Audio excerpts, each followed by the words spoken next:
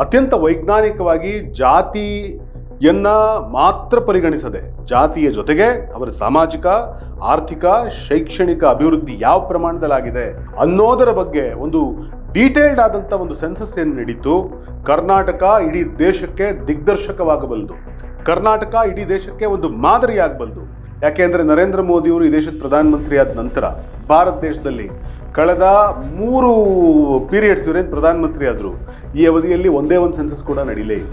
ಆ ಕಸವನ್ನ ಯಾವ ವಿಜಯೇಂದ್ರ ಜಾತಿ ಜನಗಣತಿ ಒಂದು ಇದೇನು ಅವೈಜ್ಞಾನಿಕ, ಇದನ್ನು ಕಸದ ಬುಟ್ಟಿಗೆ ಹಾಕಬೇಕು ಅಂತ ಹೇಳ್ತಿದ್ರೋ, ಆ ಕಸದ ಬುಟ್ಟಿನ ಪಾಪ ಇವತ್ತು ನರೇಂದ್ರ ಮೋದಿಯವರೇ ತಲೆ ಮೇಲೆ ಹೊತ್ಕೊಂಡು ದೇಶದ ತುಂಬ ಬಾಯೋ ಬೆಹನೋ ಅವ್ನ ಜಾತಿ ಜನಗಣನ ಕರ್ನೆ ವಾಲೆ ಹೇ ಅಂತ ಭಾಷಣ ಮಾಡ್ಕೊಂಡು ತಿರುಗ್ತಾ ಇದ್ದಾರೆ. ಬಿಜೆಪಿ ಸರ್ಕಾರದವರು ತಾವು ಅಧಿಕಾರಕ್ಕೆ ಬಂದಾಗ ತಮಗೆ ವೋಟ್ ಹಾಕುವಂತ ಕೆಲವು ಜಾತಿಗಳಿಗೆ ನ್ಯಾಯ ಕೊಡಬೇಕು ಅನ್ನೋ ಕಾರಣಕ್ಕೋಸ್ಕರ ಸಂವಿಧಾನದ ಆಶಯವನ್ನ ಲಟಲಟನೆ ಮುರಿದು 10% ಜಾಸ್ತಿ ರಿಸರ್ವೇಶನ್ ಅನ್ನ ಅವರಿಗೆ EWS ಅಂತ ಘೋಷಿಸಿಕೊಂಡ್ರು. ಈ ಯೋಚನೆನ ರಾಹುಲ್ ಗಾಂಧಿಯವರು ಇಡೀ ದೇಶದ ತುಂಬ ಕಾಲ್ನಡಿಗೆಯಲ್ಲಿ ನಡಿಬೇಕಾದ್ರೆ ದೇಶದ ಉದ್ದಗಲಕ್ಕೂ ಕೂಡ ಮಾತನಾಡ್ತಾ ಸಾಗಿದ್ದಾರೆ. ಅವತ್ತು ನಿಮ್ದೇ ಸರ್ಕಾರ ಇತ್ತು, ಬೊಮ್ಮಾಯಿ ಮುಖ್ಯಮಂತ್ರಿ ಆಗಿದ್ರು. ಈ ವರದಿನ ನಾನು ಅಕ್ಸೆಪ್ಟೇ ಮಾಡ್ಕೊಳ್ಳಲ್ಲ, ಇದು ಅವೈಜ್ಞಾನಿಕ ಅಂತ ಹೇಳ್ಬೋದಿತ್ತು. ಈ ವರದಿನ ಅಕ್ಸೆಪ್ಟ್ ಮಾಡ್ಕೊಂಡಿರೋದು ನಿಮ್ಮ ಸರ್ಕಾರ. ನಮಸ್ಕಾರ ವಾರ್ತಾ ಭಾರತೀಯ ವೀಕ್ಷಕರಿಗೆ ಇವತ್ತಿನ ಏನು ಸಮಾಚಾರ ಕಾರ್ಯಕ್ರಮಕ್ಕೆ ಸ್ವಾಗತ.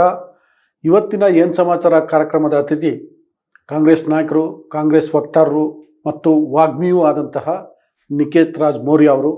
ಅವ್ರ ಜೊತೆ ಮಾತಾಡ್ತೀನಿ. ಅದಕ್ಕೂ ಮೊದಲು ನಾನು ನಿಮಗೆ ವಿನಂತಿ ಮಾಡ್ತಿದ್ದೀನಿ, ನೀವಿನ್ನೂ ವಾರ್ತಾ ಭಾರತಿಯನ್ನು ಸಬ್ಸ್ಕ್ರೈಬ್ ಮಾಡಿಲ್ಲ ಅಂದರೆ ದಯವಿಟ್ಟು ಸಬ್ಸ್ಕ್ರೈಬ್ ಮಾಡಿ, ಹಾಗೆ ಲೈಕ್ ಮಾಡಿ ಮತ್ತು ಶೇರ್ ಮಾಡಿ. ಈಗ ಏನು ಸಮಾಚಾರ ಕಾರ್ಯಕ್ರಮವನ್ನು ಶುರು ಮಾಡ್ತೀನಿ. ಏನು ಸಮಾಚಾರ ನಿಕೇತ್ ರಾಜ್ ಮೌರ್ಯ ಅವರೇ? ಸಮಾಚಾರ ಭಾಳ ಇದೆ ಸರ್, ಆದರೆ ಇಲ್ಲಿ ನೀವು ಯಾವ ಪ್ರಶ್ನೆ ಕೇಳ್ತೀರಿ ಅದಷ್ಟೇ ಸಮಾಚಾರ ಅಂತ ನಾನು ಭಾವಿಸಿದ್ದೀನಿ. ಹೌದು, ನಿಜ. ಈಗ ರಾಜ್ಯದಲ್ಲಿ ಜಾತಿ ಜನಗಣತಿ ಬಗ್ಗೆ ತುಂಬ ಚರ್ಚೆ ಆಗ್ತಿದೆ, ಒಳ ಮೀಸಲಾತಿ ಬಗ್ಗೆ ಚರ್ಚೆ ಆಗ್ತಿದೆ, ಆಮೇಲೆ MLC ಸ್ಥಾನದ ಬಗ್ಗೆ ಚರ್ಚೆ ಆಗ್ತಿದೆ, ನಿಮ್ಮ ಹೆಸರು ಭಾಳ ಚರ್ಚೆ ಆಗ್ತಿದೆ. ಸೊ ಎಲ್ಲಿಂದ ಶುರು ಮಾಡಬೇಕು?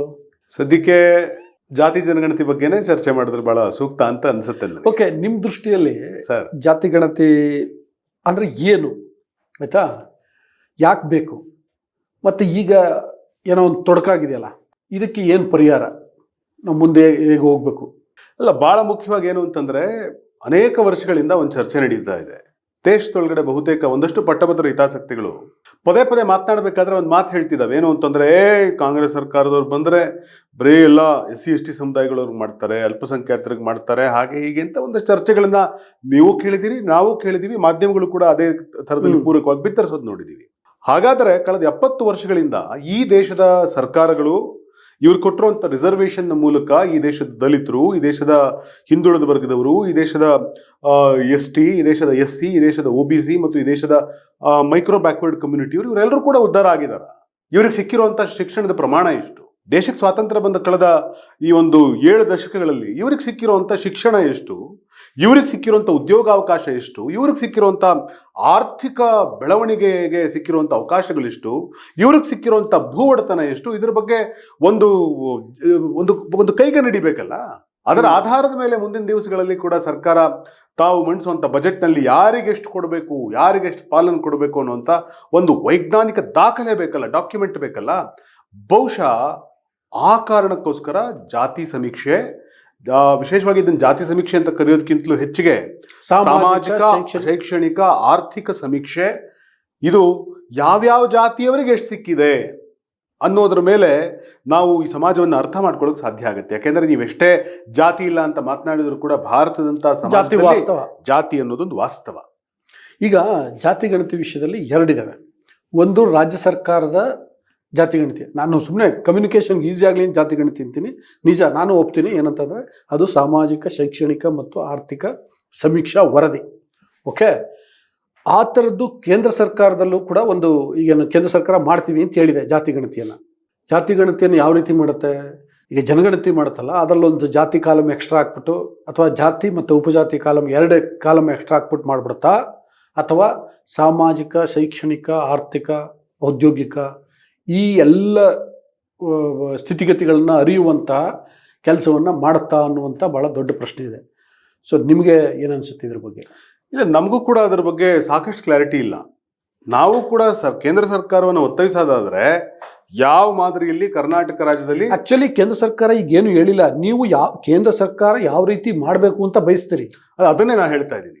ನಾವು ಕೂಡ ಏನ್ ಹೇಳಕ್ ಹೊರಟಿದೀವಿ ಅಂತಂದ್ರೆ, ಕರ್ನಾಟಕ ರಾಜ್ಯದಲ್ಲಿ ಹಿಂದೆ 2013ರಲ್ಲಿ ಸಿದ್ದರಾಮಯ್ಯನವರು ಮುಖ್ಯಮಂತ್ರಿ ಆದಂತ ಕಾಲದಲ್ಲಿ ಬಹುಶಃ ಇಡೀ ಭಾರತ ದೇಶದಲ್ಲೇ ಮೊಟ್ಟ ಮೊದಲ ಬಾರಿಗೆ ಅತ್ಯಂತ ವೈಜ್ಞಾನಿಕವಾಗಿ ಜಾತಿಯನ್ನ ಮಾತ್ರ ಪರಿಗಣಿಸದೆ, ಜಾತಿಯ ಜೊತೆಗೆ ಅವರ ಸಾಮಾಜಿಕ, ಆರ್ಥಿಕ, ಶೈಕ್ಷಣಿಕ ಅಭಿವೃದ್ಧಿ ಯಾವ ಪ್ರಮಾಣದಲ್ಲಾಗಿದೆ ಅನ್ನೋದರ ಬಗ್ಗೆ ಒಂದು ಡೀಟೇಲ್ಡ್ ಆದಂತ ಒಂದು ಸೆನ್ಸಸ್ ಏನು ನಡೀತು.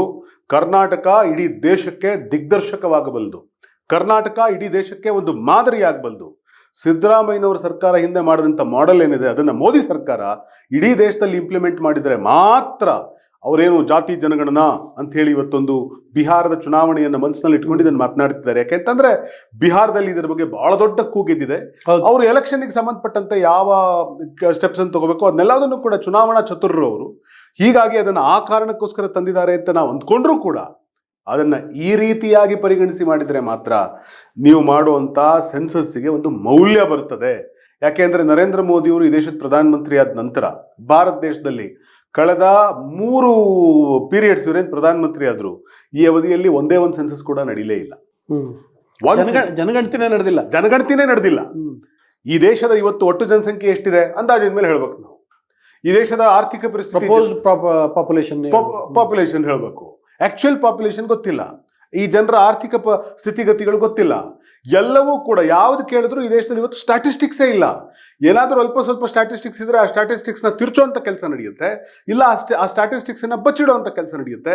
ಸೊ ಹೀಗಾಗಿ ಸ್ಟ್ಯಾಟಿಸ್ಟಿಕ್ಸೇ ಇಲ್ಲದೆ ದೇಶವನ್ನು ನಡೆಸ್ತಾ ಇರುವಂಥ ಒಂದು ವಿಶಿಷ್ಟ ಮಾದರಿಯನ್ನು ನಾವು ಇವತ್ತು ಭಾರತದಲ್ಲಿ ಕಳೆದ 3 ಬಾರಿ ಗೆದ್ದಿರುವಂಥ ಪ್ರಧಾನಮಂತ್ರಿಗಳು ಮತ್ತು ಅವರ ಸರ್ಕಾರದಲ್ಲಿ ನಾವು ನೋಡ್ತಾ ಇದ್ದೀವಿ. ಸೊ ಹೀಗಾಗಿ ಬಹುಶಃ ಈ ಚುನಾವಣೆ ಕಾರಣಕ್ಕೋಸ್ಕರವಾಗಿ ಏನಿವತ್ತು ಸೆನ್ಸಸ್, ಯಾಕೆಂದ್ರೆ ನಾವು ನೋಡ್ತಾ ಇದ್ದೀವಿ, ನಾವು ಕಾಂಗ್ರೆಸ್ನವರು ವಿಶೇಷವಾಗಿ ಕರ್ನಾಟಕದಲ್ಲಿ ಅದ್ಯಾವ ಶಕ್ತಿ ಸಿದ್ದರಾಮಯ್ಯನವರ ಕೈಗಳನ್ನು ಇಷ್ಟು ವರ್ಷ ಕಟ್ ಹಾಕಿದೆ, ಅದ್ಯಾವ ಶಕ್ತಿ. ಯಾಕೆಂದ್ರೆ ಇದು ಸಿದ್ದರಾಮಯ್ಯನವರ ಕನಸಿನ ಕೂಸು. ಸಾಮಾಜಿಕ, ಆರ್ಥಿಕ, ಶೈಕ್ಷಣಿಕ ಆಧಾರದ ಮೇಲೆ ಸಮೀಕ್ಷೆಯನ್ನು ನಡೆಸಿ ಸಾಮಾಜಿಕ ನ್ಯಾಯದಿಂದ ವಂಚಿತವಾಗಿರುವಂಥ ಎಲ್ಲ ಸಮುದಾಯಗಳಿಗೆ ನಾನು ಶಕ್ತಿ ಕೊಡಬೇಕು ಅನ್ನೋದು ಅವರ ಕನಸು. ಅದನ್ನು ಕನಸಾಗಿಟ್ಕೊಂಡು ಬಹುಶಃ ಯಾರೂ ಯೋಚನೆ ಮಾಡದೇ ಇದ್ದಂಥ ಕಾಲದಲ್ಲಿ ಇಡೀ ದೇಶದಲ್ಲಿ ಮೊಟ್ಟ ಮೊದಲ ಬಾರಿಗೆ ಕರ್ನಾಟಕ ರಾಜ್ಯದ ಮುಖ್ಯಮಂತ್ರಿ ಆಗಿದ್ದಂಥ ಸಿದ್ದರಾಮಯ್ಯನವರು ಇದನ್ನು ಜಾರಿಗೊಳಿಸಿ 100 ಕೋಟಿ ಖರ್ಚು ಮಾಡಿ ಅದನ್ನು ಅಷ್ಟು ವೈಜ್ಞಾನಿಕವಾಗಿ ಸಮೀಕ್ಷೆ ಮಾಡಿದ ನಂತರ ಕೂಡ ಅಲ್ಲ ನೋಡಿ, ಇನ್ನೊಂದು 2013ನಲ್ಲಿ ಸಿದ್ದರಾಮಯ್ಯ ಮುಖ್ಯಮಂತ್ರಿ ಆದಾಗ ಅದಕ್ಕೆ ದುಡ್ಡು ಕೊಟ್ಟರು, ಆಯಿತಾ, ನಡೀತು, ಗಣತಿ ಶುರು ಆಯಿತು. ಅವರ 2018ಕ್ಕೆ ಮುಗಿಲಿಲ್ಲ, ಅದು ಬೇರೆ ವಿಷಯ. ಆದರೆ 2004ರಲ್ಲಿ ಉಪಮುಖ್ಯಮಂತ್ರಿ ಮತ್ತು ಹಣಕಾಸಿನ ಸಚಿವರಾಗಿದ್ದಾರಲ್ಲ ಸಿದ್ದರಾಮಯ್ಯ, ಆಗ್ಲೇ ಇಂಥದ್ದೊಂದು ಜಾತಿ ಗಣತಿ ಬೇಕು ಅನ್ನೋದು ಪ್ರಸ್ತಾವ ಮಾಡಿದ್ದಲ್ಲ. ಆಗ ಅದಕ್ಕೋಸ್ಕರ ಅಂತ ಕಮಿಷನ್ ಫಾರ್ಮ್ ಮಾಡಿದ್ರು, ಹಿಂದುಳಿದ ವರ್ಗಗಳ ಶಾಶ್ವತ ಆಯೋಗಕ್ಕೆ. ಅವಾಗ ಅದನ್ನ ಹೇಳಿದ್ರು, ದುಡ್ಡು ಕೂಡ ಕೊಟ್ಟಿದ್ರು, ಇಷ್ಟು ದೊಡ್ಡ ಪ್ರಮಾಣದಲ್ಲಿ ಕೊಟ್ಟಿದ್ರು ಅಂದರೆ ಕೆಲಸ ಶುರು ಮಾಡಲಿ ಅನ್ನೋ ಥರಕ್ಕೆ. ಆ ನಂತರದಲ್ಲಿ ಅವರು ಏನೋ JDS ಇಂದ 2004ರಲ್ಲಿ ಸಿದ್ದರಾಮಯ್ಯನವರು ಬಿತ್ತಿದಂತ ಕನಸಿನ ಬೀಜ ಜಾತಿ ಜನ 2004. ಅಂದ್ರೆ ಸಿದ್ದರಾಮಯ್ಯನವರ ಆಲೋಚನೆ ಕೂಡ ಎಷ್ಟು ಮುಂದೆ ಇದೆ ಅನ್ನೋದನ್ನ ನಾವು ಈ ದೇಶದ ಜನ ಗಮನಿಸಬೇಕು. 2004ರಲ್ಲಿ ಇಡೀ ದೇಶ ಜಾತಿ ಜನಗಣತಿ ಬಗ್ಗೆ ಯೋಚನೆ ಕೂಡ ಮಾಡಿರದೇ ಇದ್ದಂಥ ಕಾಲದಲ್ಲಾಗಲೇ ಸಿದ್ದರಾಮಯ್ಯನವರು ಉಪಮುಖ್ಯಮಂತ್ರಿ ಆಗಿದ್ದ ಕಾಲದಲ್ಲಿ ಜನತಾದಳ ಕಾಂಗ್ರೆಸ್ ಸರ್ಕಾರ ಇದ್ದಂಥ ಕಾಲದಲ್ಲೇ ಅವರು ಆರ್ಥಿಕ ಸಚಿವರಾಗಿದ್ದ ಕಾಲದಲ್ಲಿ ಅದಕ್ಕೆ ಹಣವನ್ನು ಎತ್ತಿಟ್ಟು ಅವತ್ತೇ ಇದಕ್ಕೊಂದು ಬೀಜವನ್ನು ಬಿತ್ತುವ ಕೆಲಸ ಮಾಡಿದರು. ಆ ಬೀಜ ಬೆಳೆದು ಮೊಳೆತು ಇವತ್ತು ಮೇಲೆದ್ದು ಎಲೆಗಿಳು ಚಿಗುರಿ ಅದರ ರೆಂಬೆ ಕೊಂಬೆಗಳು ಟೊಂಗೆಗಳೆಲ್ಲವೂ ಕೂಡ ಟಿಸಿಲೊಡೆದು ಇವತ್ತು ಒಂದು ದೊಡ್ಡ ಮರದಂತೆ ಕಾಣ್ತಾ ಇದೆ. ಅದು ಎಷ್ಟು ದೊಡ್ಡ ಮರ ಆಗಿದೆ ಅಂತಂದ್ರೆ, ಆ ಮರ ಇವತ್ತಿಡೀ ಭಾರತವನ್ನು ವ್ಯಾಪಿಸ್ತಾ ಇದೆ. ಯಾವ ಬಿಜೆಪಿಯವರು ಜಾತಿ ಜನಗಣತಿನ ಸಿದ್ದರಾಮಯ್ಯನವರು ಜಾತಿಗಳನ್ನ ಒಡೆಯಕ್ಕಾಗಿ ಮಾಡ್ತಾ ಇದ್ದಾರೆ.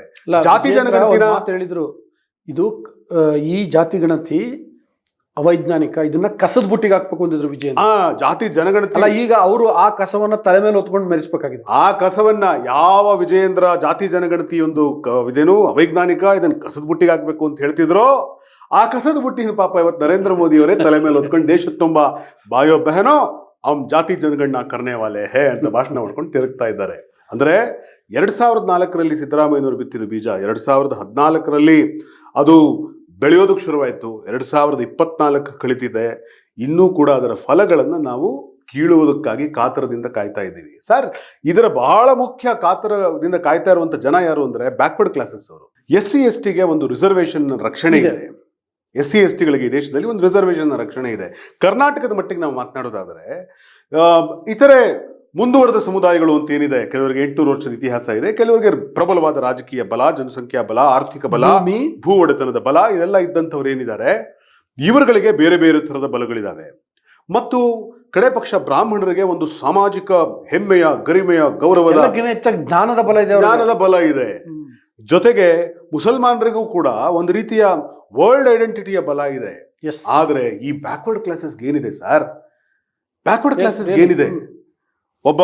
ಒಬ್ಬ ಕುಂಬಾರನಿಗೇನಿದೆ, ಒಬ್ಬ ಕಾಡುಗೊಲ್ಲನಿಗೇನಿದೆ, ಒಬ್ಬ ಗೊಲ್ಲನಿಗೇನಿದೆ, ಒಬ್ಬ ಕುರುಬನಿಗೇನಿದೆ, ಇಂಥ ಎಷ್ಟು 108 ಜಾತಿಗಳಿದಾವಲ್ಲ, ಸಾವಿರಾರು ಜಾತಿಗಳಿದಾವಲ್ಲ. ಈ ಜಾತಿ ಸಮುದಾಯದವರಿಗೆ ಪಾಪ ಬಹಳ ಜನರಿಗೆ ಒಂದು ಐಡೆಂಟಿಟಿನೇ ಇಲ್ಲ. ಈ ಸಮುದಾಯಗಳಿಗೆ ನ್ಯಾಯ ಕೊಡೋದು ಯಾವಾಗ? ಬಿಜೆಪಿ ಸರ್ಕಾರದವರು ತಾವು ಅಧಿಕಾರಕ್ಕೆ ಬಂದಾಗ ತಮಗೆ ವೋಟ್ ಹಾಕುವಂತ ಕೆಲವು ಜಾತಿಗಳಿಗೆ ನ್ಯಾಯ ಕೊಡಬೇಕು ಅನ್ನೋ ಕಾರಣಕ್ಕೋಸ್ಕರ ಸಂವಿಧಾನದ ಆಶಯವನ್ನ ಲಟಲಟನೆ ಮುರಿದು 10% ಜಾಸ್ತಿ ರಿಸರ್ವೇಶನ್ ಅನ್ನ ಅವರಿಗೆ EWS ಅಂತ ಘೋಷಿಸಿಕೊಂಡ್ರು. ಆದ್ರೆ ನಿಜವಾಗಿಯೂ ಕತ್ತಲಲ್ಲಿ ಸಾವಿರಾರು ವರ್ಷಗಳಿಂದ ಮುಳುಗಿರುವಂತ ಈ ಬ್ಯಾಕ್ವರ್ಡ್ ಕ್ಲಾಸಸ್ಗೆ ನ್ಯಾಯ ಕೊಡೋದ್ರ ಬಗ್ಗೆ ಬಿಜೆಪಿ ಅವರು ಯಾಕೆ ಯೋಚನೆ ಮಾಡಬಾರ್ದು? ಈ ಯೋಚನೆನ ಕರ್ನಾಟಕದಲ್ಲಿ ಸಿದ್ದರಾಮಯ್ಯನವರು ಮಾಡಿದ್ದಾರೆ. ಈ ಯೋಚನೆನ ಕರ್ನಾಟಕದಲ್ಲಿ ಕಾಂಗ್ರೆಸ್ ಮಾಡಿದೆ. ಈ ಯೋಚನೆನ ರಾಹುಲ್ ಗಾಂಧಿಯವರು ಇಡೀ ದೇಶದ ತುಂಬ ಕಾಲ್ನಡಿಗೆಯಲ್ಲಿ ನಡಿಬೇಕಾದ್ರೆ ದೇಶದ ಉದ್ದಗಲಕ್ಕೂ ಕೂಡ ಮಾತನಾಡ್ತಾ ಸಾಗಿದ್ದಾರೆ.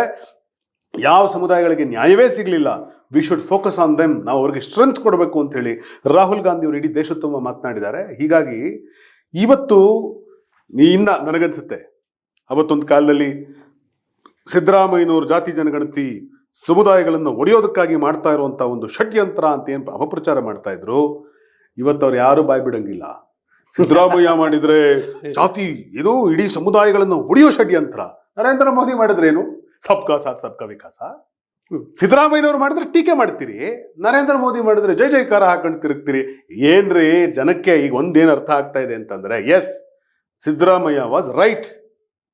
ಸಿದ್ದರಾಮಯ್ಯನವರು ಅವತ್ತು ಸರಿ ಅಲ್ಲಲ್ಲ ಒಂದು. ಆದರೆ ಜಾತಿ ಗಣತಿ ವಿಷಯದಲ್ಲಿ ನನ್ನ ಪ್ರಕಾರ ಈ ಚರ್ಚೆ ಒಂದು ಹಂತದಲ್ಲಿ ಎಲ್ಲವೂ ಚರ್ಚೆ ಆಗಬೇಕು.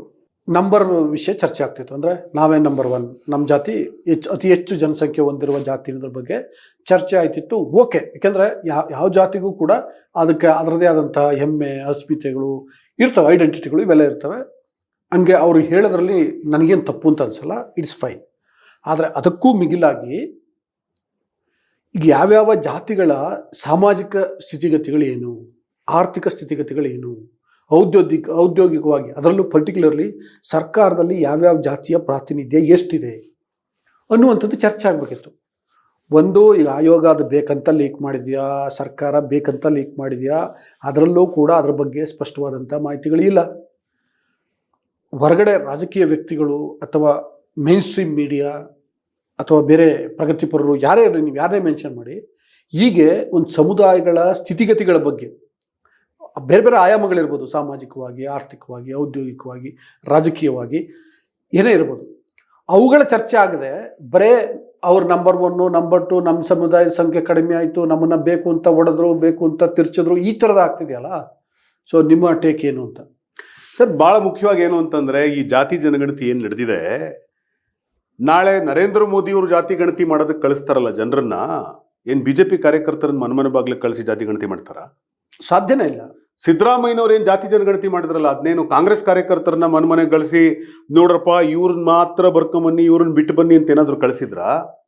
ನರೇಂದ್ರ ಮೋದಿ ಜಾತಿ ಗಣತಿ ಮಾಡಿದ್ರು ಕಳಿಸೋದು ಈ ದೇಶದ ಶಿಕ್ಷಕರನ್ನೇ, ಸಿದ್ದರಾಮಯ್ಯನವ್ರು ಜಾತಿ ಜನಗಣತಿ ಮಾಡಿದ್ರು ಕೂಡ ಈ ದೇಶದ ಸರ್ಕಾರಿ ಶಿಕ್ಷಕರನ್ನೇ ಮನೆ ಬಾಗ್ಲಿಗೆ ಕಳಿಸಿರೋದು. ಏನು ಕಳಿಸ್ಬೇಕಾದ್ರೆ ಬರೀ ಒಂದು ಜಾತಿ ಮೇಷ್ಟ್ರಗಳನ್ನೆಲ್ಲ ಪಟ್ಟಿ ಮಾಡಿ ಇವ್ರನ್ನ ಮಾತ್ರ ಸಮೀಕ್ಷೆ ಮಾಡೋದು ಕಳಿಸಿದಾರಾ? ಏನಿಲ್ಲ. ಈ ಸಮೀಕ್ಷೆ ಒಳಗಡೆ ಸರ್ಕಾರಿ ಶಿಕ್ಷಕರು ಎಲ್ಲಾ ಜಾತಿಯವರು ಇದ್ದಾರೆ. ಹೌದು. ಅವರು ಹೋಗಿ ಸಹಜವಾಗಿ ಅವರು ಕೊಟ್ಟಿರುವಂಥ ಒಂದು ಪ್ರಶ್ನೆಯ ಲಿಸ್ಟ್ಗಳಿದ್ದಾವೆ. ನಿಮ್ಮ ಮನೇಲಿ ಎಷ್ಟು ಜನಕ್ಕೆ ಸರ್ಕಾರಿ ಉದ್ಯೋಗ ಇದೆ, ಎಷ್ಟು ಜನ ಏನು ವಿದ್ಯಾಭ್ಯಾಸ ಮಾಡ್ಕೊಂಡಿದ್ದೀರಿ, ನೀವೆಂಥ ಮನೇಲಿ ಬದುಕ್ತಾ ಇದ್ದೀರಿ, ಯಾರಿಗೆ ಸರ್ಕಾರಿ ನೌಕರಿ ಇದೆ, ಬೇರೆ ನಿಮ್ಮ ಆರ್ಥಿಕ ಪರಿಸ್ಥಿತಿ ಏನು, ಶೈಕ್ಷಣಿಕ ಪರಿಸ್ಥಿತಿ ಏನು, ನೀವು ಯಾವ ಜಾತಿ ಸಮುದಾಯಕ್ಕೆ ಸೇರ್ತೀರಿ, ನೀವು ಯಾವ ಉಪಜಾತಿಗೆ ಸೇರ್ತೀರಿ, ಕಾಲಮ್ ಬರ್ಕೊಂಡು ಬಂದಿದ್ದಾರಪ್ಪ. ಇದೊಂದೊಂದು ಭಾಳ ವೈಜ್ಞಾನಿಕವಾಗಿ ಬರ್ಕೊಂಡು ಬಂದಿದ್ದಾರೆ. ನಾಳೆ ನರೇಂದ್ರ ಮೋದಿ ಅವರು ಮಾಡಿದ್ರು ಇವರನ್ನೇ ಬಳಸ್ಕೊಂಡು ಮಾಡಬೇಕು. ಆದರೆ BJP ಅವರು ಮಾಡ್ತಿರೋಂಥ ಅಪಪ್ರಚಾರ ಹೆಂಗಿದೆ ಅಂತಂದ್ರೆ, ಕಾಂಗ್ರೆಸ್ ಕಾರ್ಯಕರ್ತರನ್ನ ಕಳಿಸ್ಬಿಟ್ಟು ಯಾವುದೋ ಹಳ್ಳಿ ಕಟ್ಟೆ ಕೆಳಗಡೆ ಕೂತ್ಕೊಂಡಿದ್ದೆಲ್ಲ ಬರ್ಕೊಂಡು ಬಂದ್ಬಿಟ್ಟಿದ್ದಾರೆ ಅನ್ನೋ ಥರದಲ್ಲಿ ಬಿಜೆಪಿ ಅವರ ಪ್ರಚಾರ ಮಾಡ್ತೀವಿ. ಅದು ಹೆಂಗ್ರಿ ಸಾಧ್ಯ? ನೀವು ನಾಳೆ ಮಾಡೋದು ಇದೇ ಟೀಚರ್ಸ್ ಅನ್ನು ಬಳಸ್ಕೊಂಡೇ ಮಾಡೋದು. ಹಾಗಾದ್ರೆ ನೀವು ನಮ್ಮ ಕರ್ನಾಟಕದ ಮೇಷ್ಟ್ರುಗಳನ್ನ ಅಪಮಾನಿಸ್ತಾ ಇದ್ದೀರಾ. ಸಾವಿರಾರು ಜನಕ್ಕೆ ವಿದ್ಯೆ ಕಲಿಸಿದಂಥ ಮೇಷ್ಟ್ರುಗಳನ್ನ ನೀವು ಅಪಮಾನಿಸ್ತಾ ಇದ್ದೀರಾ. ನೀವು ಇದೇ ಜನ ತಾನೇ ನಾಳೆ ನೀವು ಕಳಿಸೋದು ಕೂಡ. ಹಾಗಾದ್ರೆ ನೀವು ಕಳಿಸಿದಾಗ ಏನು ಮರ ಕೆಳಗಡೆ ಕೂತ್ಕೊಂಡು ಬರ್ಕೊಂಡ್ಬಂದ್ಬಿಡ್ತಾರ? ಇದೆಲ್ಲವೂ ಯಾಕಾಗ್ತಾ ಇದೆ ಅಂತಂದ್ರೆ ಅವ್ರಿಗೆ ಬ್ಯಾಕ್ವರ್ಡ್ ಕ್ಲಾಸಸ್ಸಿಗೆ ನ್ಯಾಯ ಕೊಡಬೇಕು ಅನ್ನೋದ್ರ ಬಗ್ಗೆ ಯಾರಿಗೆ ಕಾಳಜಿ ಇದೆ ಅವರು ಇದನ್ನು ಗೌರವಿಸ್ತಾ ಇದ್ದಾರೆ. ನಾನು ಬಿಜೆಪಿ ಒಳಗಡೆ ಇಂಥವ್ರು ಇಲ್ಲ ಅಂತ ನಾನು ಹೇಳಲ್ಲ. ಯಾಕೆ ಅಂದ್ರೆ ಈ ಇಡೀ ವರದಿಯನ್ನ ಅಕ್ಸೆಪ್ಟ್ ಮಾಡ್ಕೊಂಡಿದ್ದು ಕೂಡ ಬಿಜೆಪಿ ಸರ್ಕಾರ ಇದ್ದಾಗಲೇ ಅಲ್ವಾ ಸರ್? ಅಲ್ಲ, ಇನ್ನೂ ಒಂದು ವಿಷಯ, ಈಗ ಈ ವರದಿ ಸರಿ ಇಲ್ಲ, ಅವೈಜ್ಞಾನಿಕ ಅಂತ ಅಶೋಕ್ ವಿಜೇಂದ್ರ ಇವರೆಲ್ಲ ಹೇಳ್ತಾರಲ್ವಾ, ವರದಿನ ಅವರೇ ಸ್ಪೀಕರ್ ಬಿಜೆಪಿ ರಿಜೆಕ್ಟ್ ಮಾಡ್ಬೋದಿತ್ತಲ್ಲ. ಅವತ್ತು ನಿಮ್ದೇ ಸರ್ಕಾರ ಇತ್ತು, ಬೊಮ್ಮಾಯಿ ಮುಖ್ಯಮಂತ್ರಿ ಆಗಿದ್ರು. ಈ ವರದಿನ ನಾನು ಅಕ್ಸೆಪ್ಟೇ ಮಾಡ್ಕೊಳ್ಳಲ್ಲ, ಇದು ಅವೈಜ್ಞಾನಿಕ ಅಂತ ಹೇಳ್ಬೋದಿತ್ತು. ಈ ವರದಿನ ಅಕ್ಸೆಪ್ಟ್ ಮಾಡ್ಕೊಂಡಿರೋದು ನಿಮ್ ಸರ್ಕಾರ. ಆದ್ರೆ ಈ ವರದಿಯನ್ನ ಹಾಗಾದ್ರೆ ನಾವು ಕಾಂಗ್ರೆಸ್ ಸರ್ಕಾರ ಅಲ್ಲಲ್ಲ, ನಾನು ಹೇಳುದು ನೀವೇ ನೇಮಿಸಿದಂತ ನಮ್ಮ ಕಮಿಷನ್ ಅಧ್ಯಕ್ಷರು ಹೆಗಡೆ ಅವರಿದ್ರು. ನೀವೇ ನೇಮಿಸಿದವರು ಹೆಗಡೆ ಅವರನ್ನ. ಅವರೆಲ್ಲರೂ ಇದ್ದಂತ ಕಾಲದಲ್ಲಿ ನೀವು ಯಾವುದು ತಕರಾರು ಇಲ್ದಲೆ ಅದೆಲ್ಲವೂ ಕೂಡ ನಡೀತಾ ಇತ್ತು. ಅವೆಲ್ಲವೂ ಕೂಡ ಕಂಟಿನ್ಯೂಸ್ ಪ್ರೋಸೆಸ್ ಆಗಿ ನಡೀತಾ ಇತ್ತು. ಇದೆಲ್ಲ ಸಂದರ್ಭದಲ್ಲಿ ನೀವು ಬಾಯಿ ಮುಚ್ಕೊಂಡಿದ್ದು ನೀವು ಅವತ್ತು ತಿರಸ್ಕರಿಸ್ಬೋದಿತ್ತಲ್ಲ. ನೀವು ಬಂದ ತಕ್ಷಣ ನೀವೇ ಮುಖ್ಯಮಂತ್ರಿ ಆಗಿದ್ದಾಗ ನಾವು ಇದನ್ನು ತಿರಸ್ಕರಿಸ್ತಾ ಇದೀವಿ ಅಂತ ತಿರಸ್ಕರಿಸ್ಬೋದಾಗಿತ್ತಲ್ಲ.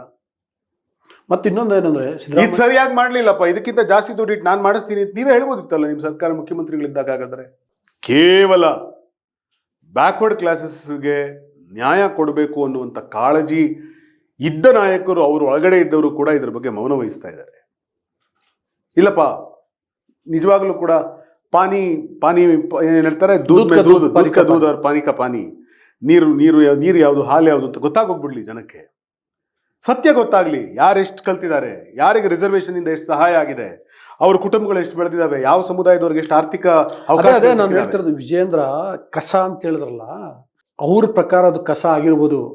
ಆದರೆ ಇದು ನಿಮಗೆ 2B1 ಕ್ಯಾಟಗರಿಯಲ್ಲೇ, ಫಾರ್ ಎಕ್ಸಾಂಪಲ್ ಹೇಳ್ತೀನಿ, 105 ಕಮ್ಯುನಿಟಿಗಳು, ಅವುಗಳ ಜನಸಂಖ್ಯೆ, ಇಡೀ ಜಾತಿಯ ಜನಸಂಖ್ಯೆ 1000ಕ್ಕಿಂತ ಕಮ್ಮಿ. 305 ಜಾತಿಗಳ ಜನಸಂಖ್ಯೆ 5000ಕ್ಕಿಂತ ಕಡಿಮೆ. ಆ ಸಣ್ಣ ಸಮುದಾಯಗಳಿಗೆ, ಅವುಗಳಿಗೆ ನಮ್ಮಲ್ಲಿ ಯಾರು ಏನು ಗ್ರಾಮ ಪಂಚಾಯತ್ ಮೆಂಬರ್ ಇದ್ದಾನ, ತಾಲೂಕ್ ಪಂಚಾಯತ್ ಮೆಂಬರ್ ಇದ್ದಾನ, FDCಗಳಿದಾರ, SDCಗಳಿದಾರ, KS ಆಫೀಸರ್ಗಳಿದಾರ, ಏನು ಅನ್ನೋದು ನೋಡ್ಕೊಳ್ಳೋಕ್ಕೆ ನಾವು ಯಾವ ಸ್ಥಿತಿಲಿದ್ದೀವಿ, ಜನಸಂಖ್ಯೆ ಎಷ್ಟು ಅನ್ನೋದು ಒಂದೇ ಅಲ್ಲ ಇಲ್ಲಿ. ಅಂತಿಮವಾಗಿ ಆ ಸಮುದಾಯದ ಸ್ಥಿತಿಗತಿ ಅದನ್ನು ತಿಳ್ಕೊಳ್ಳೋಕ್ಕಿರುವಂಥದ್ದು. ಅಂದರೆ ಅವರ ಬದುಕಿನ ಪ್ರಶ್ನೆ. ಅದನ್ನ ಇವ್ರು ಕಸ ಅಂತ ಹೇಳ್ತಾರಲ್ಲ ಸ್ವಾಮಿ. ಹೌದು.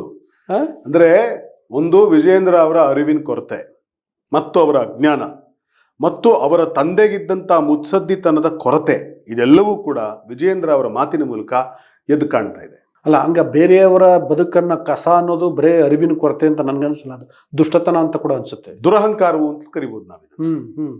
ದುಷ್ಟತನವೂ ಹೌದು, ದುರಹಂಕಾರವೂ ಹೌದು. ಕುಮಾರಸ್ವಾಮಿ ಅವರು ಮಾಡಿದ್ದೇನು? ಇದೇ ಸಿದ್ದರಾಮಯ್ಯನವರು ಜಾತಿ ಜನಗಣತಿ ಬಗ್ಗೆ ಅವರು ಅವತ್ತೇನು ಹೇಳಿಕೆ ಕೊಟ್ಟಿದ್ರು. ಈಗ ನರೇಂದ್ರ ಮೋದಿ ಅವರು ಜಾತಿ ಜನಗಣತಿ ಅಂತಿದ ತಕ್ಷಣ ಇವರು ಕೊಡೋ ಹೇಳಿಕೆ ಏನು? ಅವತ್ತು ಕೊಟ್ಟಿದ್ದವರು ಇದು ಜಾತಿ ಗಣತಿಯೋ ಅಥವಾ ದೇಶದ ಗಣತಿಯೋ ಅಂತ. ಈಗ ಹೇಳ್ತಿರೋದು ಹಿಸ್ಟಾರಿಕಲ್ ಮೂವ್ ಅಂತ. ಹಿಸ್ಟಾರಿಕಲ್ ಮೂವ್, ಐತಿಹಾಸಿಕ ಕ್ರಮ. ಇದಕ್ಕಿಂತಲೂ ಹಾಸ್ಯಾಸ್ಪದ. ಕರ್ನಾಟಕ ಎಷ್ಟು ಸತಿ CM ಆಗಿದೆ ಕುಮಾರಸ್ವಾಮಿ? 2 ಸರ್ತಿ CM ಆದಂತ ಕುಮಾರಸ್ವಾಮಿ ಅವರು ಕರ್ನಾಟಕ ರಾಜ್ಯದ ಮುಖ್ಯಮಂತ್ರಿಗಳಾಗಿದ್ದವರು, ಕೇಂದ್ರದಲ್ಲಿ ಇವತ್ತು ಸಚಿವರಾಗಿದ್ದೀರಿ, ದೇಶದ ಪ್ರಧಾನಮಂತ್ರಿಗಳಾಗಿದ್ರು, ನಿಮ್ಮ ಅಣ್ಣ ಈ ಕರ್ನಾಟಕ ರಾಜ್ಯ ಸರ್ಕಾರದಲ್ಲಿ ಸಚಿವರಾಗಿದ್ರು, ನೀವು ಕರ್ನಾಟಕ ರಾಜ್ಯದ ಒಂದು ಪ್ರಮುಖವಾದ ರಾಜಕೀಯ ಪಕ್ಷ ಕೂಡ ಆಗಿದ್ದೀರಿ. ನೀವು ಅವತ್ತು ಇದೇ ಜಾತಿ ಜನಗಣತಿ ಬಗ್ಗೆ ನೀವು ಹೇಳಿ ದ್ವೇಷದ ಏನ್ ಸರ್ ಅದು ವಾಕ್ಯ? ಇದು ಜಾತಿ ಗಣತಿಯೋ ದ್ವೇಷದ ಗಣತಿಯೋ? ಇವತ್ತು ಹಿಸ್ಟಾರಿಕಲ್ ಡಾಕ್ಯುಮೆಂಟ್ ಅಂದ್ರೆ ಹೆಂಗೆ ಒಬ್ಬ ವ್ಯಕ್ತಿ 2 ಬಣ್ಣಗಳ ಇವತ್ತು ಮಾಡಿರೋರು ವಿಷನರಿ ಲೀಡರ್, ಅವ್ರದೇ ಪದಗಳಿವು. Visionary leader, historical move. ಹಾಗಾದ್ರೆ ಸಿದ್ದರಾಮಯ್ಯ, ನನ್ನ ಪ್ರಕಾರ ಲಾಜಿಕ್ ಇದೊಂದು ಪಾಠ ಇತ್ತು, ಏನು ಚೆಂಡು ಮೇಜಿನ ಮೇಲಿದೆ, ಮೇಜು ನೆಲದ ಮೇಲಿದೆ, ಹೀಗಾಗಿ ಚೆಂಡು ನೆಲದ ಮೇಲಿದೆ ಅಂತ. ಈಗ ನೀವು ಜಾತಿ ಜನಗಣತಿಯನ್ನು ಜಾರಿಗೊಳಿಸಿದಂತ ನರೇಂದ್ರ ಮೋದಿ ಅವರು ಹಿಸ್ಟಾರಿಕಲ್ ಮೂವ್, ಇದು ವಿಷನರಿ ಡಾಕ್ಯುಮೆಂಟ್ ಅಂತ ನೀವು ಕರೆಯೋದಾದ್ರೆ, ಅದನ್ನ ಜಾರಿಗೊಳಿಸಿದಂತ ಸಿದ್ದರಾಮಯ್ಯನವರು ಕೂಡ ವಿಷನರಿ ಲೀಡರ್. ಅವ್ರದೇ ಮಾತಲ್ಲಿ ಹೇಳ್ಬೇಕಾದ್ರೆ is a visionary leader, this is an historical document. Okay okay, ಈಗ ನಾವು ಒಳ ಮೀಸಲಾತಿ ಕಡೆ ಹೋಗ್ಬಿಡೋಣ ಸರ್, ಒಳ ಮೀಸಲಾತಿ ಬಗ್ಗೆ ಏನು ಅನ್ಸುತ್ತೆ ನಿಮಗೆ? ಅಲ್ಲ, ಬಹಳ ಸ್ಪಷ್ಟ. ಒಳ ಮೀಸಲಾತಿ ಏನಿದೆ, ಈಗ ಮೀಸಲಾತಿ ಹೆಸರಲ್ಲಿ ಒಂದಷ್ಟು ಸಮುದಾಯಗಳಿಗೆ ನ್ಯಾಯ ಸಿಕ್ಕಿದೆ. ಆದರೆ ಅದರೊಳಗಡೆ ಇರಬಹುದಾದಂಥ ಇನ್ನೂ ಅನೇಕ ಸಮುದಾಯಗಳಿಗೆ ಅವರು ಇನ್ನೂ ಕೂಡ ಕತ್ತಲಿನಲ್ಲಿಯೇ ಬದುಕ್ತಿದ್ದಾರೆ, ಅವರಿಗೆ ನ್ಯಾಯವನ್ನು ಕೊಡಬೇಕಾದಂಥ ಅನಿವಾರ್ಯತೆ ಇದೆ. ಸೊ ಹೀಗಾಗಿ ನಮಗೆ ನ್ಯಾಯ ಕೊಡಿ ಅಂತ ಅವರು ಹೋರಾಟವನ್ನು ಮಾಡ್ತಾ ಬಂದಿದ್ದಾರೆ. ಮೂರು ದಶಕಗಳ ಕಾಲ, 30 ವರ್ಷಗಳಿಂದ ಹೋರಾಟ ಮಾಡ್ಕೊಂಡು ಬಂದಿದ್ದಾರೆ. ಬಹುಶಃ ಇವತ್ತು ಎಲ್ಲರಿಗೂ ನ್ಯಾಯವನ್ನು ಕೊಡಬೇಕಾದ್ರೆ ಯಾವ ಆಧಾರದ ಮೇಲೆ ಕೊಡೋದು, ಯಾವ್ದು ಆಧಾರದ ಮೇಲೆ ಕೊಡೋದು, ಅದಕ್ಕೊಂದು ಸೈಂಟಿಫಿಕ್ ಡಾಕ್ಯುಮೆಂಟ್ ಬೇಕು. ಎಸ್, ಹೌದಪ್ಪ, ನಾವು SC ರಿಸರ್ವೇಷನ್ ಅಂತ ಘೋಷಿಸಿದ್ದೀವಿ. ಈ ರಿಸರ್ವೇಷನ್ ಅನ್ನು ಇಷ್ಟು ವರ್ಷ ಕೊಟ್ಟಿರೋದ್ರ ಲಾಭವನ್ನ ಯಾರಿಗೆ ಸಿಕ್ಕಿಲ್ಲ, ಎಸ್, ಹೆಂಗೆ ಹೇಳ್ತೀರಿ? ನಮ್ಗೇನು ಸಿಕ್ಕಲೇ ಇಲ್ಲ ಸ್ವಾಮಿ ಅಂತ ನೀವು ಕೂತ್ಕೊಂಡು ಹೇಳ್ಬಿಟ್ಟಿದ ತಕ್ಷಣ ನಮಗೆ ಸರ್ಕಾರ ಕೇಳೋಕ್ಕಾಗತ್ತಾ? ಸೊ ಹೀಗಾಗಿ ಯಾರಿಗೆ ಸಿಕ್ಕಿದೆ, ಯಾರಿಗೆ ಸಿಕ್ಕಿಲ್ಲ ಅನ್ನೋದು ಒಂದು ಥರೋ ಡಾಕ್ಯುಮೆಂಟ್ ತಯಾರಾಗಬೇಕು. ಅದಕ್ಕೋಸ್ಕರವೇ ನಮ್ಮ ನಿವೃತ್ತ ನ್ಯಾಯಮೂರ್ತಿಗಳಾದಂಥ ಗೌರವಾನ್ವಿತ ನಾಗಮೋಹನ್ ದಾಸ್ರವರ ಒಂದು ನೇತೃತ್ವದಲ್ಲಿ ಒಂದು ಆಯೋಗವನ್ನು ರಚಿಸಿ, ಆ ಆಯೋಗದ ಮೂಲಕ ಒಂದಷ್ಟು ಏನು ಹೇಳ್ತಾರೆ ಒಂದು ನಿರ್ದೇಶನಗಳನ್ನು ತಯಾರು ಮಾಡಿ, ಅದರ ಮೂಲಕ ಒಂದು ಸಮೀಕ್ಷೆಯನ್ನು ಮತ್ತೊಮ್ಮೆ, ಅಂದರೆ ಈ ಸಮುದಾಯಗಳಿಗೋಸ್ಕರ ಒಂದು ಸಮೀಕ್ಷೆಯನ್ನು ತಯಾರು ಮಾಡಿ, ಸೊ ಅಲ್ಲಿ ನಿಜವಾಗಿಯೂ ಯಾವ್ಯಾವ SC ಸಮುದಾಯದ ಒಳಗಡೆ, ಅಂದರೆ ಸುಪ್ರೀಂ ಕೋರ್ಟಿನ ಆದೇಶ ಕೂಡ ಇದೆ, ಹೌದೌದು, ನಿಜವಾಗಿಯೂ ಯಾರಿಗೆ ಎಷ್ಟು ನ್ಯಾಯ ಸಿಕ್ಕಿದೆ ಅನ್ನೋದು ಒಂದು ಅದು ಇದಾಗಬೇಕು, ಸೆನ್ಸಸ್ ಆಗಬೇಕು ಅನ್ನುವಂಥ ಸುಪ್ರೀಂ ಕೋರ್ಟು ಇಡೀ ದೇಶಕ್ಕೆ ಅನ್ವಯ ಆಗುವಂತಹ ಆ ಥರದ ನಿರ್ದೇಶನವನ್ನು ನೀಡ್ತು. ಒಳ ಮೀಸಲಾತಿಯನ್ನ ಜಾರಿಗೊಳಿಸಬೇಕು ರಾಜ್ಯ ಸರ್ಕಾರಗಳು ಅಂತ. ಅದಾದ್ಮೇಲೆ ಹರಿಯಾಣ ಸರ್ಕಾರ ಮಾಡಿದೆ. ಅಫ್ಕೋರ್ಸ್ BJP ಸರ್ಕಾರ ವಿ ಶುಡ್ ಅಪ್ರಿಷಿಯೇಟ್ ಆಯ್ತಾ. ಪಕ್ಕದಲ್ಲಿ ತೆಲಂಗಾಣ ಮಾಡಿದೆ, ಈಗ ಕರ್ನಾಟಕ ಮಾಡ್ತಿದೆ. ಬೇರೆ ರಾಜ್ಯಗಳು ಇನ್ನೂ ಮಾಡಿಲ್ಲ, ಆಕ್ಚುಲಿ ಮಾಡಿಲ್ಲ. ಹೇಳಿ ಮುಂದುವರಿಸಿ.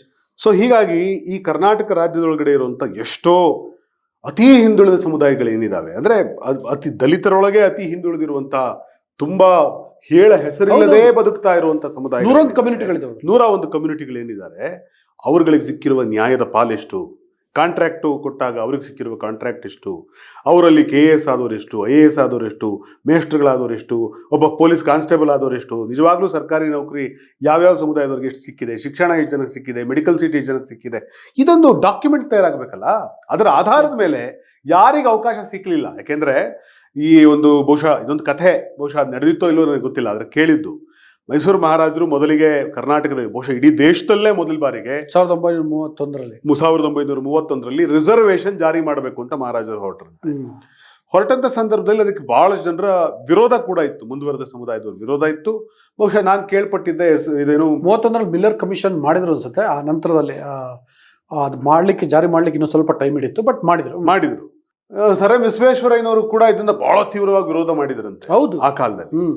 ಆಗ ಮಹಾರಾಜರು ಮಾತ್ರ ತುಂಬಾ ಗಟ್ಟಿಯಾದ ಕಮಿಟ್ಮೆಂಟ್ ಇತ್ತಂತೆ, ಇಲ್ಲ ನಾವು ಕೊಡ್ಲೇಬೇಕು ರಿಸರ್ವೇಷನ್ ಅಂತ. ಸೊ ಯಾಕೆ ರಿಸರ್ವೇಷನ್ ಕೊಡಬೇಕು ಅಂದಾಗ ಮಹಾರಾಜರು ಯಾರ ಜೊತೆ ಚರ್ಚೆ ಮಾಡಬೇಕಾದ್ರೆ ಯಾಕೆ ಅವಶ್ಯಕತೆ ಏನಿದೆ ಅಂತಂದಾಗ ತಮ್ಮ ಕುದುರೆ ಲಾಯದೊಳಗೆ ಕುದುರೆ ಲಾಯದೊಳಗೆ ಕರ್ಕೊಂಡು ಹೋಗಿದ್ರಂತೆ. ಕರ್ಕೊಂಡೋದಾಗ ಎಲ್ಲ ಉರುಳಿನ ಒಂದ್ ಕಡೆ ಸುರಿದ್ರಂತೆ. ಬಲಿಷ್ಠವಾದ ಕುದುರೆಗಳೆಲ್ಲವೂ ಕೂಡ ನುಗ್ಗಿ ಆ ಉರುಳಿಯನ್ನ ಬಗದು ತಿಂದಾಕಿ ಮುದಿ ಕುದುರೆಗಳಿಗೆ ಮತ್ತು ಮರಿ ಕುದುರೆಗಳಿಗೆ ಏನನ್ನೂ ಉಳಿಸ್ಲೇ ಇಲ್ವಂತೆ. ಈ ಕೊಬ್ಬಿದ ಕುದುರೆಗಳು ಕೊಬ್ತಾನೆ ಹೋದವು, ಆದರೆ ಮುದಿ ಕುದುರೆಗಳು ಸೊರಗ್ತಾ ಹೋದವು, ಈ ಎಳೆ ಕುದುರೆಗಳು ಸಾಯ್ತಾ ಹೋದವು. ಅದನ್ನು ತೋರಿಸಿದ ಮಹಾರಾಜರು ಹೇಳಿದ್ರಂತೆ, ಯಾಕೆ ರಿಸರ್ವೇಷನ್ ಬೇಕು ಅಂದ್ರೆ ಇದೇ ಕಾರಣಕ್ಕೆ, ಯಾಕೆ ಮೀಸಲಾತಿ ಕೊಡಬೇಕು ಅಂದ್ರೆ ಇದೇ ಕಾರಣಕ್ಕೆ. ನಾನು ಹೇಳ್ತಾ ಇರೋದು ಮೀಸಲಾತಿ ಅಂದ್ರೆ ಈ ದಷ್ಟಪುಷ್ಟವಾಗಿರೋ ಕುದುರೆಗಳಿಗೆ ಮೇವು ಹಾಕಬೇಡಿ ಅಂತಲ್ಲ, ಆದರೆ ದುರ್ಬಲವಾದ ಕುದುರೆಗಳನ್ನು ಸೆಪರೇಟ್ ಮಾಡಿ, ಮುದಿ ಕುದುರೆಗಳನ್ನು ಸೆಪರೇಟ್ ಮಾಡಿ, ಮರಿ ಕುದುರೆಗಳನ್ನು ಸೆಪರೇಟ್ ಮಾಡಿ, ರೋಗ ಬಂದಿರೋ ಕುದುರೆಗಳನ್ನು ಸೆಪರೇಟ್ ಮಾಡಿ, ಎಲ್ಲದಕ್ಕೂ ಅದರ ಪಾಲನೆ ಕೊಡಿ. ಎಲ್ಲವೂ ತಿಂದು ಎಲ್ಲವೂ ಕೂಡ ಸಶಕ್ತವಾಗಲಿ, ಸಮಾನವಾಗಿ ಎಲ್ಲಾ ಕುದುರೆಗಳು ಕೂಡ ಬೆಳೀಲಿ. ಎಲ್ಲಾ ಕುದುರೆಗಳು ಬೆಳೆದ್ರೆ ಮಾತ್ರ ಮೈಸೂರಿನ ಅಶ್ವದಳ ಬಲಿಷ್ಠವಾಗಿರೋದಕ್ಕೆ ಸಾಧ್ಯ ಅಂತ ಮಹಾರಾಜರು ಹೇಳಿದ್ರಂತೆ. ಹಾಗೆ ಇದಕ್ಕಾಗಿಯೇ ಎಲ್ಲಾ ಸಮುದಾಯಗಳಿಗೂ ನ್ಯಾಯ ಕೊಡಬೇಕು ಅನ್ನೋ ಕಾರಣಕ್ಕಾಗಿ I am granting the reservation for the state of Karnataka ಅಂತ ಮಹಾರಾಜರು ಅವತ್ತು ಮಾತನಾಡಿದ್ರಂತೆ.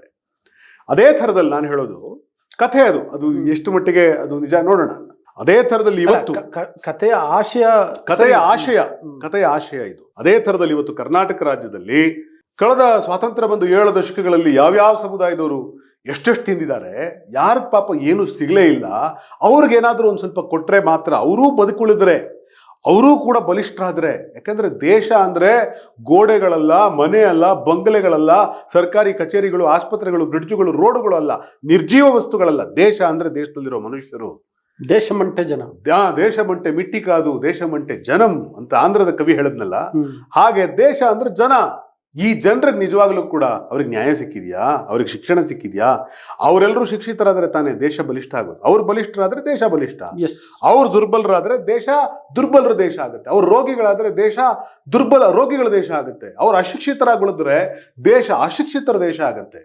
ಅವರು ಹೋಮ್ಲೆಸ್ ಆದ್ರೆ, ಅವರು ನಿರ್ಗತಿಕರಾಗ್ಬಿಟ್ರೆ ದೇಶ ಮನೆಯಿಲ್ಲದವರ ನಿರ್ಗತಿಕರ ದೇಶ ಆಗುತ್ತೆ. ಈ ದೇಶದ ಜನರ ಸ್ಥಿತಿನೇ ದೇಶದ ಪರಿಸ್ಥಿತಿ. ಸೊ ಹಿಂಗಾಗಿ ದೇಶದ ಸ್ಥಿತಿ ಉದ್ಧಾರ ಆಗಬೇಕಾದ್ರೆ ದೇಶದ ಜನಗಳ ಸ್ಥಿತಿ ಉದ್ಧಾರ ಆಗಬೇಕು. ಯಾವುದೋ ಕೆಲವಷ್ಟೇ ಸಮುದಾಯಗಳಿಗೆಲ್ಲವೂ ಸಿಕ್ಕಿದ್ರೆ ದೇಶ ದುರ್ಬಲವಾಗುತ್ತೆ. ಎಲ್ಲರಿಗೂ ಸಮಾನವಾಗಿ ಸಿಕ್ಕರೆ ದೇಶ ಬಲಿಷ್ಠವಾಗುತ್ತೆ. ದೇಶ ಕಟ್ಟೋದು ಅನ್ನೋದರ ನಿಜವಾದ ವ್ಯಾಖ್ಯಾನ ಬಹುಶಃ ನನಗನ್ನಿಸ್ತಾ ಇದೆ ಜಾತಿ ಜನಗಣತಿಯನ್ನು ಜಾರಿಗೊಳಿಸೋದೇ ದೇಶ ಕಟ್ಟೋದರ ನಿಜವಾದ ವ್ಯಾಖ್ಯಾನ. ಓಕೆ, ಈಗ ಸ್ವಲ್ಪ ಬೇರೆ ಪಾಲಿಟಿಕ್ಸ್ಗೂ ಇದು ಅಫ್ಕೋರ್ಸ್ ಇದು ಪಾಲಿಟಿಕ್ಸೇ. ಏನಂದರೆ ಈಗ ರಾಜ್ಯದಲ್ಲಿ MLC ಸ್ಥಾನಗಳ ಬಗ್ಗೆ ಭಾಳ ಚರ್ಚೆ ಆಗ್ತದೆ. ಯಾಕಂದರೆ ಅಲ್ಲಿ 4 ಸ್ಥಾನಗಳು ಖಾಲಿ ಇದ್ದಾವೆ, ನಾಮನಿರ್ದೇಶನ ಮಾಡುವಂಥ ಸ್ಥಾನಗಳು. ಸೊ ಏನು ಕಾಂಗ್ರೆಸ್ನವ್ರು ನೀವು ಹೇಳ್ಬೇಕೀಗ? ಅಲ್ಲ, ಕರ್ನಾಟಕ ರಾಜ್ಯದ ಮುಖ್ಯಮಂತ್ರಿಗಳಾಗಿ ಮಾನ್ಯ ಸಿದ್ದರಾಮಯ್ಯನವರಿದ್ದಾರೆ, ಉಪಮುಖ್ಯಮಂತ್ರಿಗಳು ಮತ್ತು ಕಾಂಗ್ರೆಸ್ ಪಕ್ಷದ ಅಧ್ಯಕ್ಷರಾಗಿ DK ಶಿವಕುಮಾರ್ ಅವರಿದ್ದಾರೆ, ಎಲ್ರಿಗೂ ಗೊತ್ತಿರೋ ವಿಷಯ. ಮುಂದೆ ಮಲ್ಲಿಕಾರ್ಜುನ್ ಖರ್ಗೆ ಅವರಿದ್ದಾರೆ. ಅಲ್ಲ, ಮಲ್ಲಿಕಾರ್ಜುನ್ ಖರ್ಗೆ ಅವರಿದ್ದಾರೆ. ಇದ್ರ ಬಗ್ಗೆ ನಾನೇನು ಹೇಳಕ್ಕಾಗತ್ತೆ ಅಲ್ವಾ? ಅವರೆಲ್ಲರೂ ಕೂಡ ಅಪಾರವಾದಂಥ ರಾಜಕೀಯ ಪ್ರೌಢಿಮೆ ಮತ್ತು ರಾಜಕೀಯ ಹಿರಿಮೆ ಗರಿಮೆಗಳನ್ನು ಉಳ್ಳವರು ಮತ್ತು ಅಪಾರವಾದಂಥ ಅನುಭವ ಇರುವಂಥವ್ರು. ಅವ್ರಿಗೆ ಗೊತ್ತಿರುತ್ತೆ ಯಾರಿಗೆ ಮಾಡೋದ್ರಿಂದ ಕರ್ನಾಟಕ ಕಾಂಗ್ರೆಸ್ ಶಕ್ತಿಶಾಲಿಯಾಗುತ್ತೆ, ಯಾರಿಗೆ ಅವಕಾಶ ಕೊಟ್ಟರೆ, ಯಾರಿಗೆ ಧ್ವನಿ ಕೊಟ್ಟರೆ ಕರ್ನಾಟಕ ವಿಧಾನ ಪರಿಷತ್ನಲ್ಲಿ ಕಾಂಗ್ರೆಸ್ ಪಕ್ಷದ ನಿಲುವುಗಳ ಬಗ್ಗೆ ಅತ್ಯಂತ ಗಟ್ಟಿಯಾಗಿ ಮಾತನಾಡಬಹುದು. ಅವಾಗ ಹೇಳಿದ್ರಲ್ಲ, ದುರ್ಬಲರನ್ನ ಬಲಿಷ್ಠ ಮಾಡಿದ್ರೆ ದೇಶ ಬಲಿಷ್ಠ ಆಗುತ್ತೆ. ಹಂಗೆ ಈಗ ಅಲ್ಲೂ ಕೂಡ ವಿಧಾನ ಪರಿಷತ್ನಲ್ಲೂ ಯಾರಿಗೆ ಅವಕಾಶ ಮಾಡಿಕೊಟ್ರೆ, ಅದೇ ದುರ್ಬಲರಿಗೆ ಮತ್ತು ಸಮರ್ಥರಿಗೆ ಅವಕಾಶ ಮಾಡಿಕೊಟ್ರೆ ಆಗ ಕಾಂಗ್ರೆಸ್ ಸಮರ್ಥ ಆಗುತ್ತೆ, ಬಲಿಷ್ಠ ಆಗುತ್ತೆ ಅಂತ ಹೇಳ್ತಿದ್ರಿ ನೀವು. ಹೌದು, ಅದೇ ನೀವು ಅವಾಗಲೇ ಹೇಳ್ತಿಲ್ಲ ಸ್ವಾಮಿ, ಲಾಜಿಕ್ ಥಿಯರಿ ಅಂತ. ಸೊ ಅದು ಅಲ್ಲಲ್ಲ, ಅದು ಅವ್ರಿಗೆ ಗೊತ್ತಿದೆ. ಹೀಗಾಗಿ ಅವರು ಸೂಕ್ತವಾದ ತೀರ್ಮಾನಗಳನ್ನು ತಗೊಳ್ತಾರೆ ಅನ್ನುವಂಥ ಭರವಸೆ ನಮಗಿದೆ. ಈ ನಿಮ್ಮ ಹೆಸರು ಭಾಳ ಓಡಾಡ್ತಿದೆ. ನಾನು ನೀವತ್ತು ವಿಷಯಕ್ಕೆ ಬರಲಿಲ್ಲ, ನಾನೇ ಡೈರೆಕ್ಟ್ ವಿಷಯ ಬರ್ತೀನಿ. ಆಬ್ವಿಯಸ್ಲಿ ನಾನೇನು ಸನ್ಯಾಸಿ ಅಲ್ಲ, ಆದರೆ ಇವತ್ತು ಸತ್ಯ ಹೇಳ್ತಾ ಇದ್ದೀನಿ. ಇವತ್ತಿನವರೆಗೂ ನಾನು ನನ್ನನ್ನು ಮಾಡಿ ನನಗೊಂದು ಅವಕಾಶ ವಿಧಾನ ಪರಿಷತ್ತಿಗೆ ಕೊಡಿ ಅಂತ ನಾನೇನು ಕೇಳಲಿಲ್ಲ. ಆದರೆ ಯಾರೋ ಪಾಪ ಅಭಿಮಾನದಿಂದ. ನಿಮ್ದು ಅಡ್ರೆಸ್ ಯಾವುದು ಅಂದ್ರೆ ತುಮಕೂರು? ಹೌದು. ಅಲ್ಲಿ ಪೋಸ್ಟ್ ಬರುತ್ತೆ, ನಿಮ್ಮ ಮನೇಲಿ ಇರಿ. ಹಂಗಲ್ಲ ಕೇಳದೇ ಇದ್ರೆ ಯಾರು ಕೊಡ್ತಾರ? ಹಂಗಲ್ಲ. ಆದ್ರೆ ಯಾರೋ ಒಂದಷ್ಟು ಜನ ನನ್ನ ಬಗ್ಗೆ ಅಭಿಮಾನ ಇದ್ದವರು, ಪ್ರೀತಿ ಇದ್ದವರು ನಿಕೇತರಾಜ್ಗೆ ಆಗಬೇಕು ಅಂತ ಹೇಳಿ ಒಂದಷ್ಟು ಅಭಿಯಾನ ಥರದ್ದು ಏನೋ ಒಂದು ಮಾಡಿದ್ರು. ಆದರೆ ನಾನು ಕೇಳೋದು ಒಂದು ಸಹಜ ಪ್ರಕ್ರಿಯೆ. MLC ಮಾಡ್ಲಿ ಅಂತಲ್ಲ, ಮಾಡಿದ್ರೆ ಅಂತ ಶುಭಾಶಯ ಕೋರಿದ್ರು, ಮಾಡಿಬಿಟ್ಟಿದ್ದಾರೆ ಅಂತ ಒಂದು ತಪ್ಪು ಇದೇನು ಇದ್ರೊಳಗಡೆ ಅವರು ಬಹಳ ಜನ ಶುಭಾಶಯ ಕೋರಿದ್ದಾರೆ. ಕೋರ್ಲಿ, ಸಂತೋಷ. ಬಹುಶಃ ಅವರ ಏನು ಹೇಳ್ತಾರೆ, ಅವರ ಇಚ್ಛೆ ಮುಂದಿಂದಾದರೂ ಒಂದು ದಿವಸ ಕೈಗೂಡಬಹುದು. ಯಾಕಾಗಬಾರ್ದು? ಜನರ ಇಚ್ಛೆಗಿಂತ ದೊಡ್ಡದು ಯಾವುದೂ ಇಲ್ಲ. ಸರಿ, ಬಟ್ ನೀವು ಕೇಳದೇ ಇದ್ರೆ ಕೊಡುತ್ತಾರೆ ಕಾಂಗ್ರೆಸ್ ಪಾರ್ಟಿ ಅನ್ನೋದು ನನ್ನ ಪ್ರಶ್ನೆ. ಹಾಗೆಲ್ಲ ಎಲ್ಲವನ್ನೂ ಕೇಳಿದವರೆಲ್ರಿಗೂ ಕೊಟ್ಟಿಲ್ಲ. ಎಲ್ಲರೂ ಕೇಳ್ತಾರೆ, ಆದ್ರೆ ಕೇಳದೇ ಇರೋರ್ಗೆ ಯಾರಿಗೂ ಕೊಟ್ಟಿಲ್ಲ. ಹಂಗೇನಿಲ್ಲ, ಯಾರಿಗೆ ಹುಡ್ಕೊಂಡ್ ಕೊಟ್ಟಿದ್ದಾರೆ. ಅದರಲ್ಲೂ ಈ ಹಿಂದೆ ದೇವರಾಜ ಅರಸು ಕಾಲದಲ್ಲಿ ಇತ್ತೇನೋ ಹಂಗೆ. ನಾನು ಕೆಲವು ಕಥೆಗಳು ಕೇಳಿದ್ದೀನಿ. ಆದರೆ ಇತ್ತೀಚಿನ ವರ್ಷಗಳಲ್ಲಿ ಕೇಳದೇ ಇರೋರಿಗೆ ಕೊಟ್ಟಿದಂಥ ಉದಾಹರಣೆಗಳು ನನಗಂತೂ ಗೊತ್ತಿಲ್ಲಪ್ಪ. ಯಾಕೆ ಗೊತ್ತು? ಈಗ ನಿಮಗೆ ಗೊತ್ತಿಲ್ಲ ಅಂತ ಒಂದು ಇತಿಹಾಸ ನಿರ್ಮಾಣ ಆಗ್ಬೋದೇನೋ ಹೊಸದಾಗಿ. ಹೌದಾ? ಆಗ್ಬೋದು. ಇತಿಹಾಸ ನಿರ್ಮಾಣ ಆಗ್ತಾ ಇರ್ಬೇಕು ಅವಾಗ. ಹೌದು. ಇಲ್ಲಾಂದ್ರೆ ಬೋರ್ ಆಗ್ಬಿಡುತ್ತೆ. ಹೌದು. ಮತ್ತೆ ಬೇರೆ ದೇಶ ಅಂತ ಅಂದಮೇಲೆ ದೇಶದಲ್ಲಿ ಹಲವಾರು ಸಮಸ್ಯೆಗಳು. ಅಲ್ಲಲ್ಲ, ಈಗ ಕಾಂಗ್ರೆಸ್ ಪಕ್ಷದಲ್ಲಿ ಈ ಪರ್ಟಿಕ್ಯುಲರ್ ನಿಮ್ಮ ಜೊತೆ ಮಾತಾಡಿದಾಗ ನಾನು ಇದೊಂದು ಕ್ವಶನ್ ಕೇಳಬೇಕು ಅಂತ ಅಂದ್ಕೊಳ್ತೀನಿ.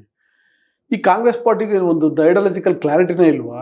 ಏನು ನಡೀತಿದೆ? ಮಂಗಳೂರಲ್ಲಿ ಏನೋ ನಡೀತಿದೆ, ಈ ಯಾವುದೋ ಬೋರ್ಡ್ ಆ್ಯಂಡ್ ಕಾರ್ಪೊರೇಷನ್ಗೆ ಯಾರನ್ನೋ ನೇಮಿಸ್ತಾರೆ ಅಂದರೆ ಅವ್ರಿಗೂ ಐಡಿಯಾಲಜಿಕಲ್, ಈಗ ಯಾರನ್ನೇ ನೇಮಿಸಿದ್ರು ಅವ್ರಿಗೂ ಪಾರ್ಟಿಯ ಐಡಿಯಾಲಜಿಕಲ್ ಕಮಿಟ್ಮೆಂಟ್ಸ್ ಏನಿರ್ತವೆ ಅದು ಅವ್ರಿಗೂ ಇರಬೇಕಲ್ಲ, ಆ ವ್ಯಕ್ತಿಗೂ.